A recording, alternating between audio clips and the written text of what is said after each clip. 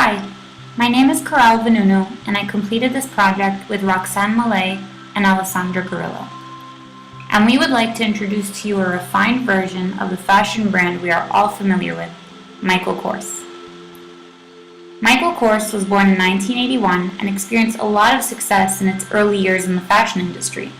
However, with emerging markets in technology and progressive innovation, styles and consumer tastes are rapidly shifting and shaping. Companies that aren't able to quickly adjust to the constant changes fall behind, and we believe that that is what happened to the American brand Michael Kors. Michael Kors was founded by a famed fashion designer from Long Island, New York. In 1978, Kors went to work at the French boutique Lotharis, which allowed him to design his first fashion collection, which generated enough interest that Kors was able to start his own fashion line. Michael Kors' woman collection launched in May 1981 and was sold in the high-end department stores Bergdorf Goodman and Saks Fifth Avenue. Though Michael Kors became outdated and out of fashion as of recently, it is important to mention that it was a top brand back when it first emerged. The brand really took off when Mr. Kors landed as a judge on Project Runway in 2004. A year earlier, he partnered with Mr. Idol, a former Ralph Lauren executive, to expand Kors to the masses. Michael Kors was awarded the first American Original Award from DuPont in 1983 and named part of the New Establishment by Vogue magazine in 1996, and even called one of the most influential designers of the decade. With a new men's line and accessories added to the empire, including handbags, eyewear, and belts, the awards kept coming and Michael Kors was experiencing drastic growth. After many successful years of significant growth, the company began to decline rapidly. The Michael Kors company needs to ask itself, where is the company now, where does it want to go, and how is it going to get there? Michael Kors' business model is very egocentric. The company has focused too much on expanding and focused less on the brand and orchestration. The four obsessions in management have really damaged the brand's image. Michael Kors needs to increase the numerator, not decrease the denominator. The so-called low-cost strategy is no strategy at all. And by trying to attract consumers by exclusively offering products that are as cheap as possible is like bribing clients to buy from Michael Kors. As of July 2012, Michael Kors handbags are made in China. The brand's handbags are manufactured by Satoy Group Holdings, which also manufactures Coach, Lacoste, Fossil, and Tumi. These are all companies that have suffered a significant decline and tumbled into the low-valued fashion segment, and this is evident in the quality of their products. Aside from producing cheap, Michael Kors doesn't anticipate emerging needs of its customers, and instead is suffering from the obsession for the customer. If one observes the products of Michael Kors, they are all extremely similar to what is already out there. By being obsessed over its competitor, Michael Kors is constantly imitating and moving the company away from offering a unique value proposition and offering a unique product. The largely young and trend-fickle consumer base woke up and realized that the brand is on everything and is being worn by everybody everywhere. Just like that, wonderful became awful. That is something that Kors, like Juicy Couture, Tommy Hilfiger, Coach, and countless others before it, is now learning. The brand has gone too far with its version of luxury populism, also known as the cardinal sin of luxury, overexposure. Michael Kors will be successful once it is able to attract companies into its network of value creation, and not just focus on the activities as an individual firm. This way, Michael Kors gains both egocentric and allocentric benefits. Michael Kors will not win by eliminating its competition. It will win once it compels its surrounding nodes to commit to its game. Michael Kors was always a high-end brand, but with overexposure, cheap quality, lack of orchestration, and absence of uniqueness, Michael Kors has found itself offering 70% discounts in Macy's on a regular day. Michael Kors must ask itself, where does it want to go? In order for Michael Kors to be a high-end brand again, it needs to change the way people perceive the brand. With the use of orchestration and partnerships, we answer the third vital question: how is Michael Kors going to get there? Before beginning to orchestrate, Michael Kors needs to evaluate the factors surrounding the company that might be sources of discontinuity. Those factors are macroeconomics, microeconomics, regulation, and technology. In terms of macroeconomics, the economy is slowly recovering from the previous global recession and is directly impacting people's ability to consume. The Michael Kors brand used to appeal mostly to millennial shoppers. However, nowadays the millennial generation has less wealth and more debt than other generations did at the same age, due to student loans and many other factors.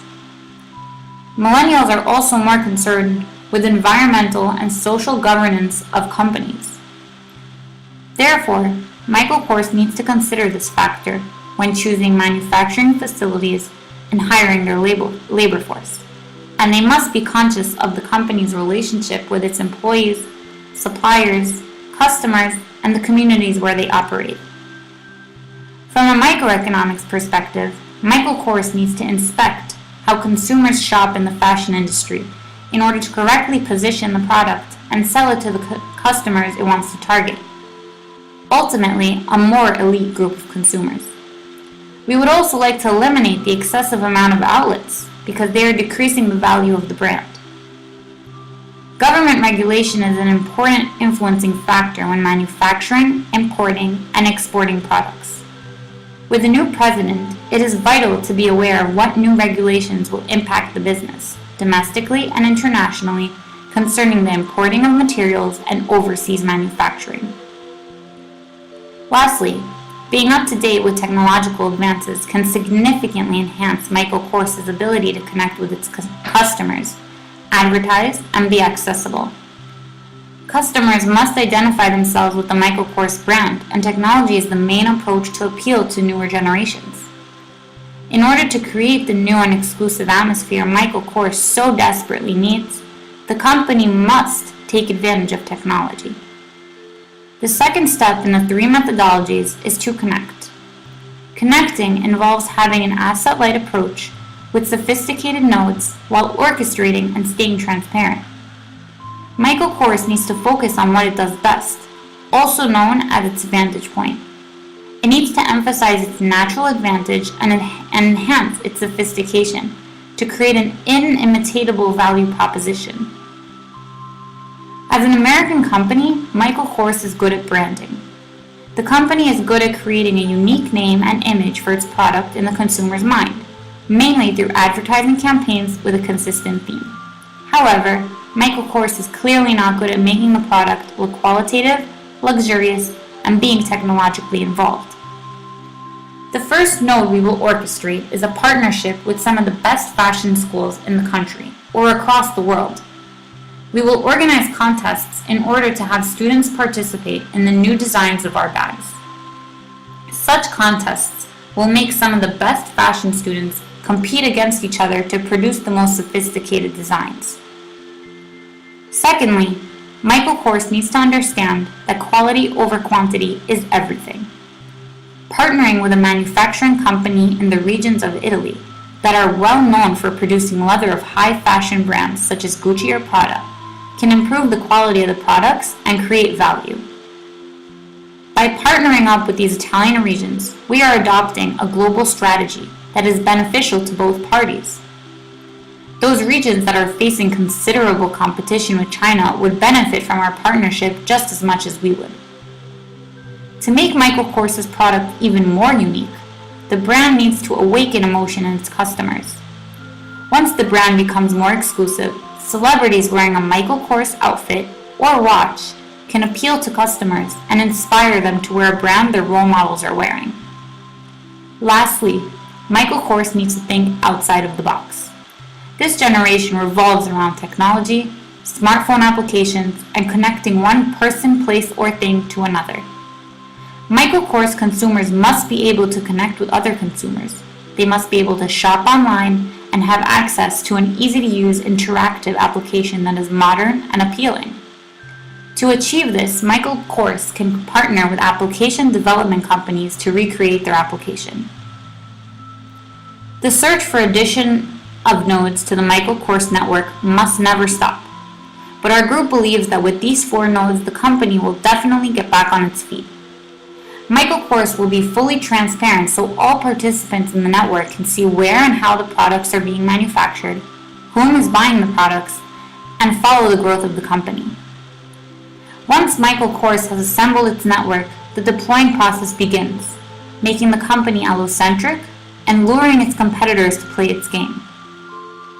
The exclusivity of the products will be maintained through the unique design and quality of their materials, but also through the interaction among its users with the use of Michael Kors' new and improved app.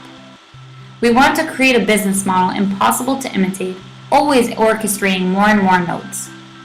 We also want to identify simple rules that are easy to grasp by all the users of our nodes, and constantly helping them evolve as Michael Kors evolves, while also being extremely aware of the existing and upcoming sources of discontinuity while actively waiting.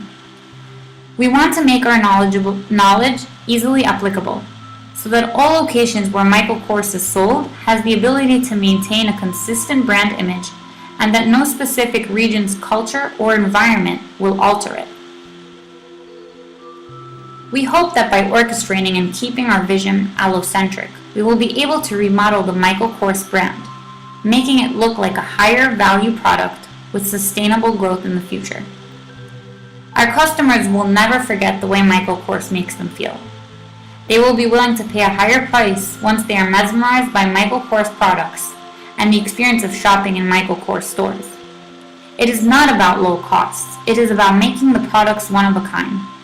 No one will see it coming. Michael Kors is going to have a revolutionary comeback with a top quality material line of products, impossible to imitate and hard to get their hands on. Michael Kors will once again be exclusive, elite, and so elegant in its beauty, with an easy-to-use app to keep consumers engaged.